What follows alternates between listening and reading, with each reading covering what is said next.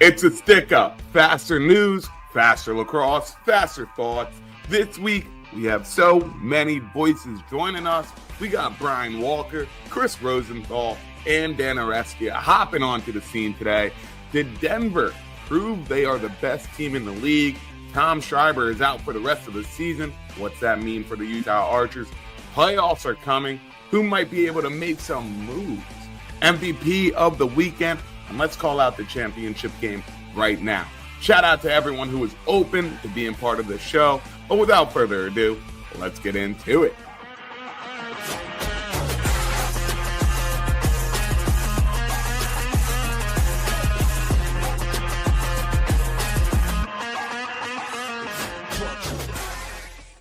What's up, everybody? Welcome back to another episode of Stick Up. The PLL just wrapped up week 10 in Denver, Colorado, and it might have been the best product the PLL has put out all summer. The weekend started with the super hot Denver Outlaws playing against the Carolina Chaos. To everyone's surprise, the Chaos squeaked this one out by just 1 point and ended up winning this one 12-11. It was the worst offensive performance we have seen in a while for the Denver Outlaws, and the Chaos took advantage of it. This wasn't even the game that everyone was looking forward to. The game that everyone was looking forward to, was the New York Atlas versus the Denver Outlaws. The top two teams facing off against each other. This one might have been the game of the year. It had to go into overtime to be decided, and it was Jared Bernhardt who scored the game winner in overtime for the Denver Outlaws. After Denver had a roller coaster of a weekend, I wanted to know something.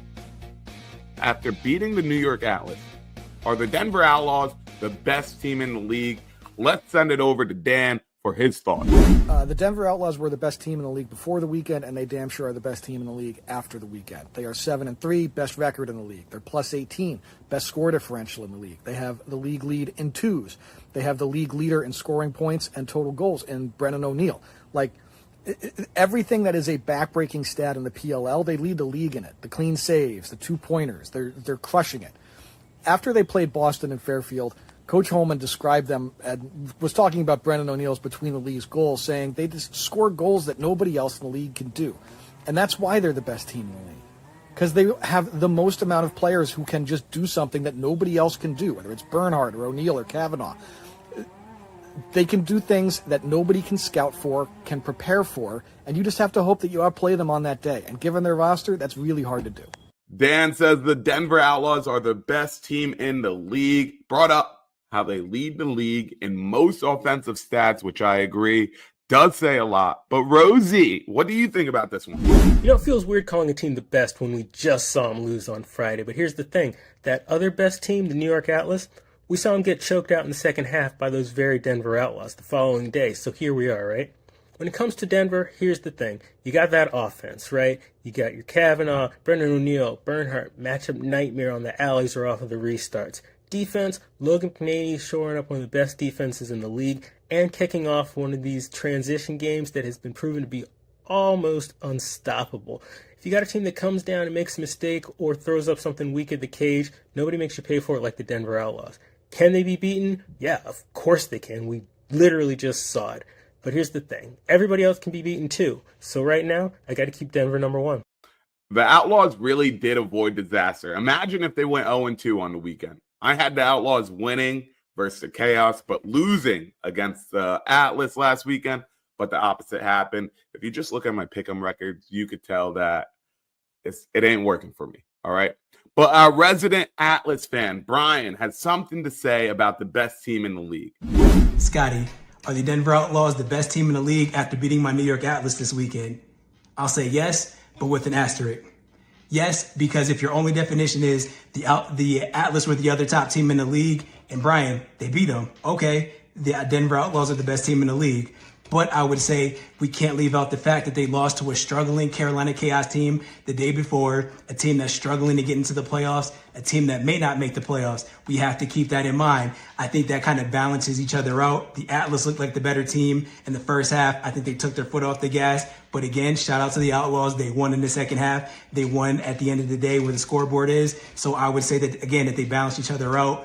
Right now, 6 weeks to go in the season. Okay, the Outlaws are the best team in the league. I knew he was going to do something like this, but to my surprise, my boy was able to get himself to say that the Denver Outlaws are the best team in the league. The regular season is all finished for the Outlaws because they won't be playing next weekend in Boston, but the New York Atlas have an important game against the Philadelphia Water Dogs that can shake some things up. Speaking of next weekend, the Utah Archers got some tough news that Tom Schreiber, a.k.a. Captain America, won't be available next weekend and the rest of the season due to injury. The back-to-back champs Archers have struggled the entire year. They've struggled. They currently have a 3-6 record, and Tom Schreiber has 15 points in 8 games this year, which for a regular player would be fine, good, but Tom just isn't your regular player. He's not your average player. He's the 3-time MVP. And with Tom being out, is the season officially over for the Archers? Just like this year, things looked pretty bad for last year's Archers team when Tom Schreiber went down with an injury, but the remaining members of the team stepped up in his absence and defended their title. Unfortunately, this year's Archers team does not really appear to be like last year's Archers team. The hole they've dug this year is just too deep to climb out of at this point. They already can't equal last year's win-loss record of 6-4, and while they could, in theory, I suppose, equal their offensive production, they'd have to drop 42 against Carolina this weekend to do so. Anything is possible, but I think it's safe to say Utah's three-peat chances are pretty much over. Dropping 42 against Blaze Reardon? Yeah, I don't think that's going to happen, dog. I don't think that's going to happen. Brian, what do you got to say about this? Man, Tom Schreiber, I'm sorry to see that he's out, man. Our guy just can't catch a break. But to be honest, with him, the Utah Archers were struggling. Do I think it's over for them? Yes. It's crazy that they go from back-to-back champs to probably, actually, I'll just say it, that they're going to miss the playoffs this year. It's insane to think about, but it's over for them. They've struggled. They've been mid on offense at best. It's been a lot of struggles on all sides of the field for them. It's tough, back-to-back champs to missing the playoffs. But yeah, sorry, Archers fans. Better luck next year. First pick in the draft, though. You know who that means that you're going to get. But we'll talk about it more on Stick Talk. Counting the back-to-back champions out is weird, but that's what it came down to. If you don't know, Brian is also the number one Syracuse fan, and he believes Joey Spallina is about to be the number one pick in next year's PLL draft. Are we about to see Joey in some more orange? Let me stop.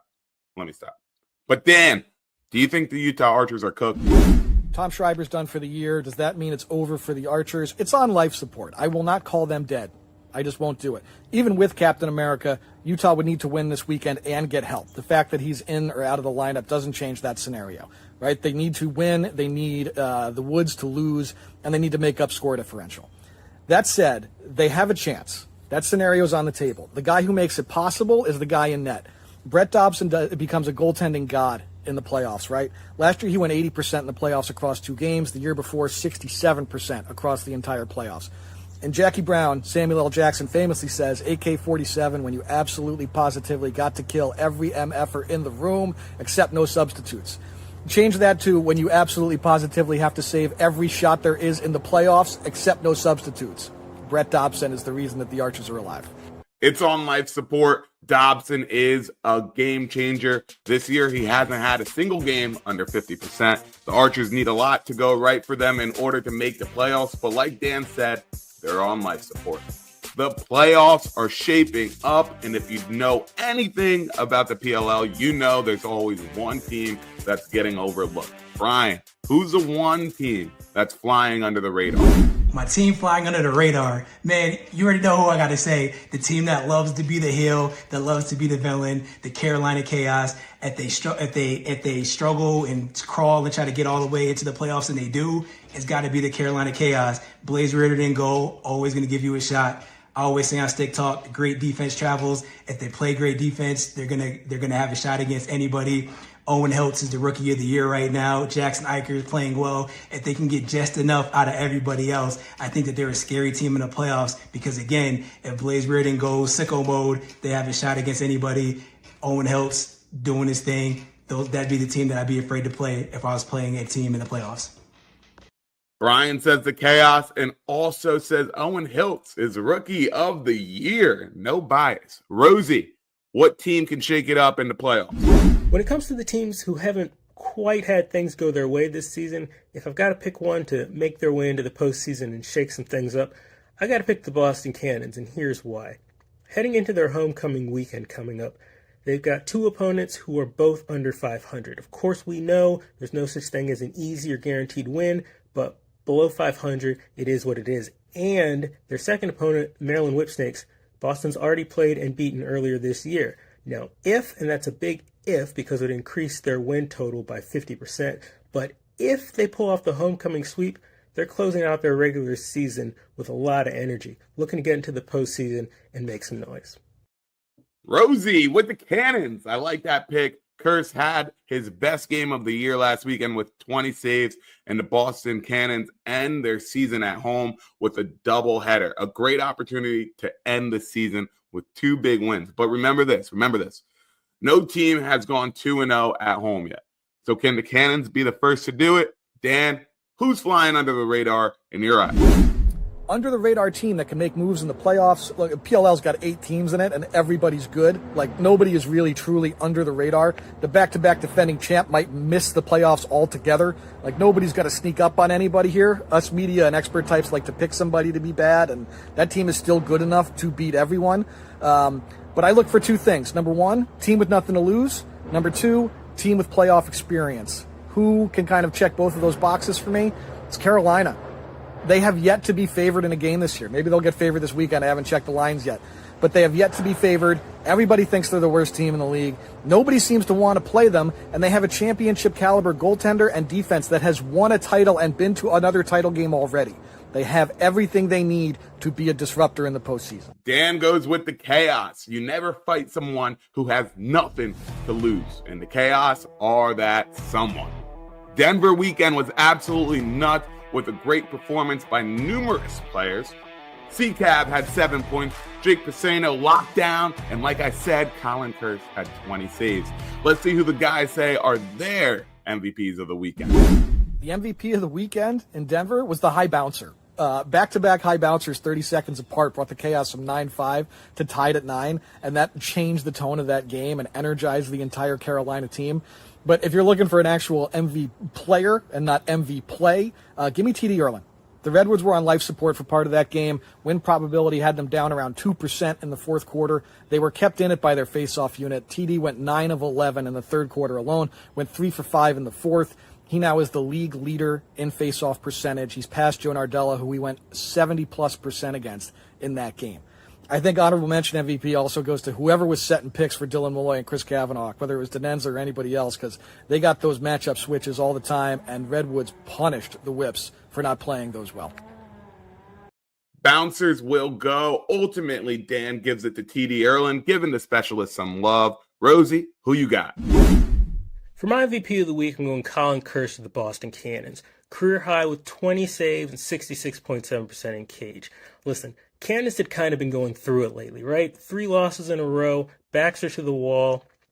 If the Water Dogs win that game, they lock down another spot in the East. This was pretty much as must-win as you can get without it actually being an elimination game.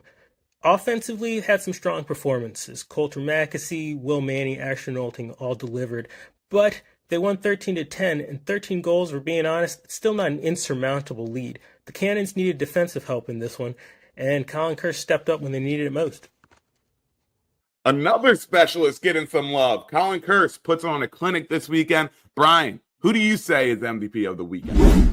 Scotty, my MVP for the weekend. First, I got to give a special shout out to the guy that I think is going to be the defensive player of the year, Gavin Adler. I think he had the best individual performance of anyone this weekend against Pat Cavanaugh, but they lost. So I'm going to give it to a player on the Denver Outlaws, Jake Piscino, 8 ground balls on the weekend, 3 points. He had the 2-point bomb that shifted the game and the momentum against the Atlas. You saw his reaction, the Outlaws team reaction, the crowd reaction. He's the heart and soul of the Denver Outlaws team. Jake Piscino, upstate kid. You know, I got to shout out my upstate kids. MVP of the weekend, LSM of the year. He's playing great. He's the big reason why the Outlaws won this weekend. MVP of the weekend. Shout out 88.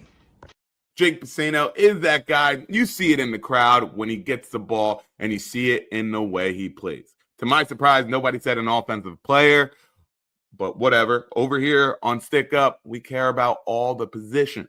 Before we get into our last segment of the day, let's talk about next weekend. Next weekend takes place in Boston at the historic Harvard Stadium. Friday starts with the California Redwoods playing against the Boston Cannons. And Carolina plays against Utah to end Friday. And on Saturday, Philly plays against the Atlas and Boston plays against Maryland. Huge deciding weekend for the PLL playoffs, and they are shaping up. And in the PLL playoffs, you know nothing goes as planned. A lot of people are already making calls about who's going to be in the championship game, and most of the responses are the Outlaws and the Atlas. I refuse to believe that the top 2 teams are going to make it into the championship game because that just makes too much sense. Before I make my picks about who's going to be in the championship games, I'm going to let the boys make their picks. When it comes to a championship preview, I'm going to dodge chalk a little bit here. I'm going to say New York Atlas versus Carolina Chaos. History has definitely not been on New York's side when it comes to postseason performance, but I feel like a healthy Connor Schellenberger, like we've been seeing this season, might prove to be the difference that kind of breaks that curse and gets them into the championship. As far as the West goes, you got to respect what Denver's been doing out there, but 2 things to consider. 1, Carolina has been a thorn in their side all season, and 2, they've still got Blaze Reardon in goal, and the man is a habitual game changer. They're already locked into the postseason. Basically, you need 2 classic Blaze games, and they're right back in it, fighting for another championship. Rosie going with the Carolina Chaos versus the New York Atlas. Brian, who do you say? My championship picks, you already know. I tweeted it out, I think, last week. My early championship pick are the Denver Outlaws against the New York Atlas. The game was crazy. There was Logan McNady, Liam Menseman, the goalie battle. I think that was probably one of the best games of the season. I think it's the top 2 teams from start to finish from the season. It's going to be different, though. We'll see, because the Outlaws are going to have, over a month break between games. Their last game being on Sunday, and I think they don't play again until September 2nd. So that'll be a struggle. The New York Atlas happened to them last year, so I think they'll be used to it. So we'll see, but that's my early championship pick. I hope it is, because that was a great game that we just got. Outlaws, Atlas. Atlas are going to win a championship, though. Brian says the people's choice with Denver against the Atlas. Both Brian and Rosie do have Atlas in their game. Dan, who do you got? Pick the championship game right now. Let's get this out of the way off the top. I hate to just pick favorites. I could sit here and just say Denver and New York, clear top 2 in the league. There is no fun in doing that, and it's lazy if you do it, so don't do it. Let's have a little more fun. I'll say this. All the time off bites Denver in the butt, and they get upset in the semifinals to a elite defense and goaltender in a low-scoring game against Carolina. The Chaos play loose and dangerous. They come out of the West. In the East, we get the geo rivalry of New York and Boston. Cannon's defense has played much better of late. Teams were not managing many assisted goals against Boston in their last 2 games. I think a team that has defensively tightened up. Asher Nolting finds a scoring touch again. The Cannons turn back into a serious contender. They break their playoff jinx at Red Bull Stadium in front of thousands of screaming fans. The Boston Cannons, led by a heroic effort of Colin Kirst and an MVP performance by Nolting, break through, get a chip. Cannons over Chaos in the title game, 13-9. Dan going with the Cannons versus Chaos, and he even says Boston is going to win it all. I'm going to say the Redwoods and New York. Of course, I might have some bias here, roll Woods, but the Redwoods are getting hot at the right time, especially if they win this weekend against Utah. They'll be aimed in the right direction to have success in the playoffs. You know how hype I'd be to see the Redwoods play in New Jersey on championship weekend. All right, make sure you get some tickets to that, because New Jersey, greatest state of all time. All right, that's where the championship game is. But it would actually be the best weekend ever. But remember, if you want to be featured on Stick Up, all it takes is a DM, and we will get to chatting But thanks to my guys, Dan, Rosie, and Brian for joining. It's your boy, Scotty, signing off on Stick Up. We'll catch you next week.